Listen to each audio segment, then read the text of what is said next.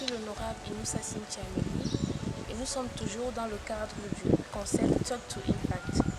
Alors j'ai à mes côtés l'honorable Djiba Bojoel Brice, étudiant en licence option sciences politiques, député junior pour les Nations Unies, volontaire également pour les Nations Unies, par ailleurs directeur des projets pour la Chambre des hauts commissaires juniors et membre du Yali Network.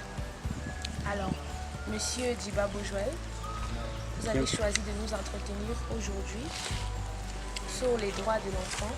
Alors, dites-nous, qu'est-ce que le droit de l'enfant selon vous? Pour aborder le concept de droit de l'enfant, il est d'abord bon de connaître la conception épistémologique qui encadre l'enfant. D'après le latin, le terme enfant signifie infantis, celui qui ne parle pas. Mais de façon générale, l'enfant est celui-là qui est situé entre 0 et 16 ans en fonction de l'éducation de certains pays. Et de 0 à 16 ans, l'enfant est celui qui possède des droits. Et ces droits doivent être protégés et bien encadrés, notamment avec les droits fondamentaux. C'est quoi exactement ce droit de l'enfant? A priori, pour appréhender le phénomène des droits de l'enfant ici en Afrique, le Cameroun en particulier, il est d'abord bon de quitter du postulat de la déclaration de Genève de 1924 qui stipule, je cite, que l'enfant, on doit donner à l'enfant ce qu'il y a de meilleur. Et à travers cela, on peut encore ajouter la Convention internationale des droits de l'enfant du 20 novembre 1989 qui va poser essayer de codifier les droits fondamentaux de l'enfant tels que l'accès à l'éducation, à la nutrition, à l'égalité, à une identité en fait. Vous voyez, ça va en fait poser une sorte de l'ossature en fait des droits de l'enfant en fait. C'est pour ça qu'on dit les droits fondamentaux des enfants. Et voilà, que pensez-vous de la situation des droits de l'enfant au Cameroun?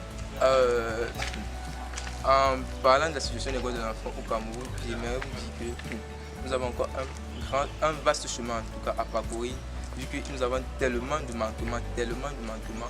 Rappelez-vous, d'après les dernières statistiques de Humanium, l'indice de protection des enfants est de 5,44 sur 10, ce qui fait que ce taux est relativement inférieur comparé aux États du Nord, c'est-à-dire aux pays du Nord. Et maintenant, 45% de la population camerounaise est composée exclusivement des enfants de 0 à 16 ans, ce qui fait que la jeunesse camerounaise constitue le fer de lance de la nation, vous voyez. Et maintenant, nous avons encore certains problèmes liés au plan social, dans la mesure où 80% de la population camerounaise vit sous le seuil de pauvreté.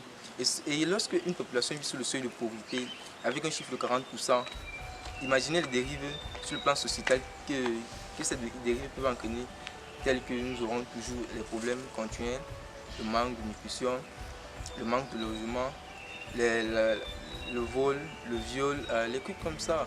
En fait, vous voyez, donc tellement le taux est supérieur et l'État ne dispose pas des moyens, ils ont les moyens suffisants en fait pour pouvoir régler certains problèmes. Et d'après Humanium toujours, 11% des populations, 11% des nouveau-nés ont une insuffisance pondérale plus ou moins modérée ou grave. Et 30% des naissances au Cameroun ne sont même pas enregistrées. C'est-à-dire que ces enfants qui sont issus des 30% là n'ont pas de personnalité juridique dans la mesure où ils n'ont pas de pièce d'identité, ils ne pourront pas voter, ils ne pourront pas être considérés comme des citoyens. Et j'aimerais en fait donner la représentation géographique de ces 30% de la population. Ces 30% sont répartis dans le grand nord du Cameroun, notamment l'extrême nord, le nord. Et maintenant nous avons une partie aussi à l'est. Eh bien, vous travaillez actuellement sur une campagne qui porte sur le thème la protection des droits de l'enfant. Qu'est-ce qui vous a poussé sur le choix de ce projet? J'aimerais souligner cela que j'ai d'abord trois raisons en fait, qui m'ont poussé d'abord à défendre des idéaux, certains idéaux en fait, pour moi certains mots de la société. Comme première raison, j'aimerais d'abord dire ceci. Ma raison personnelle est d'abord ma passion pour le social, vous voyez.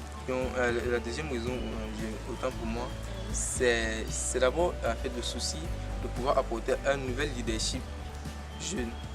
Il est question aujourd'hui de pouvoir faire comprendre à la communauté internationale, aux gouvernants, que les jeunes seront ceux qui agiront pour le bien-être de la société.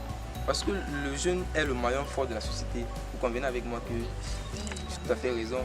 Donc il est question aujourd'hui de pouvoir donner les moyens aux jeunes pour pouvoir être autonomes. Vous comprenez un peu. C'est un peu l'une des grandes raisons qui m'ont conduit à faire amener ce projet. Ok. Dans le cadre de votre projet intitulé La protection des droits de l'enfant, quel message cherchez-vous à passer à la jeunesse camerounaise ou alors africaine?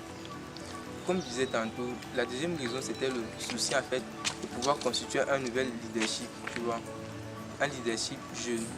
Parce que les jeunes sont capables de réaliser diverses choses dans la société. Aujourd'hui, un jeune peut construire, aujourd'hui, un jeune peut devenir professeur, parce qu'aujourd'hui, les questions que le jeune puisse être émergent, que le jeune puisse être émancipé. Et cette émancipation passe d'abord par la connaissance des droits.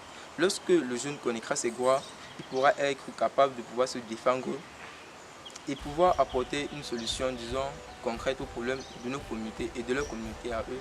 Donc, ils pourront impacter le monde. C'est un peu cela. Alors, monsieur, je vous remercie encore une fois de plus pour cette interview. Et je tiens à rappeler que le thème de cette interview a été de parler des droits de l'enfant. Alors, j'espère qu'on va se revoir très bientôt. Au revoir.